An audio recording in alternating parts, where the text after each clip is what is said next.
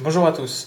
Aujourd'hui, une vidéo assez courte sur une nouvelle fois une question qu'on s'est tous posée au début, à savoir est-ce qu'il faut couper, oui ou non, une hampe florale qui n'a plus de fleurs? Alors, en réalité, c'est vous qui décidez. Parce qu'il y a trois options possibles, donc je vais vous les énumérer une à une. La première option, c'est on laisse faire l'orchidée. On ne touche à rien, on ne coupe rien. Là, dans ce cas-là, deux possibilités. Soit l'orchidée va conserver cette hampe florale verte, et on peut imaginer, ou en tout cas espérer qu'à un moment donné, à partir d'un œil de cette hampe, alors un œil pour ceux qui ne savent pas, c'est ça. Voilà, donc on peut se dire qu'à partir de cet œil-là, potentiellement l'orchidée va recréer une hampe l'année prochaine ou dans quelques mois. Ou alors l'autre possibilité, c'est de se rendre compte en fait que l'orchidée va dessécher, va arrêter d'alimenter cette hampe puisqu'il n'y a plus de fleurs. Et dans ces cas-là, on se retrouve avec quelque chose de similaire à ça. Voilà. Vous voyez là, le début de la hampe est en train progressivement de jaunir et elle va faner en gros jusqu'à la base en fait de la plante.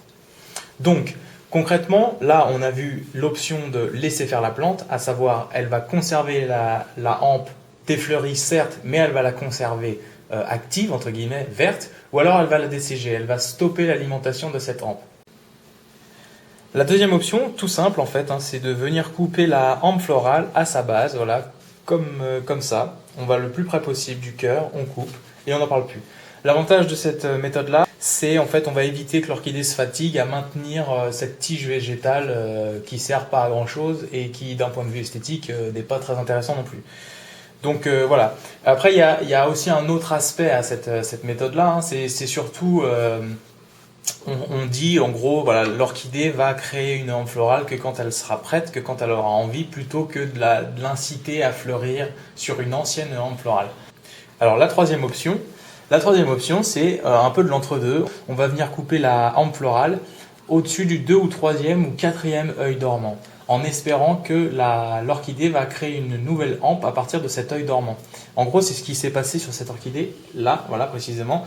La hampe florale a été coupée au-dessus de cet œil dormant-là. L'orchidée a décidé de créer une nouvelle hampe à partir de cet œil dormant.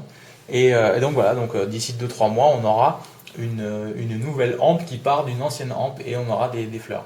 Merci à tous d'avoir regardé cette vidéo. N'hésitez pas à vous abonner à ma chaîne. Mettez-moi un pouce en l'air si vous avez aimé la vidéo et que vous l'avez trouvée instructive. N'hésitez pas non plus à la partager avec vos amis. Et quant à moi, je vous laisse et je vous retrouve bientôt pour une nouvelle vidéo. Au revoir.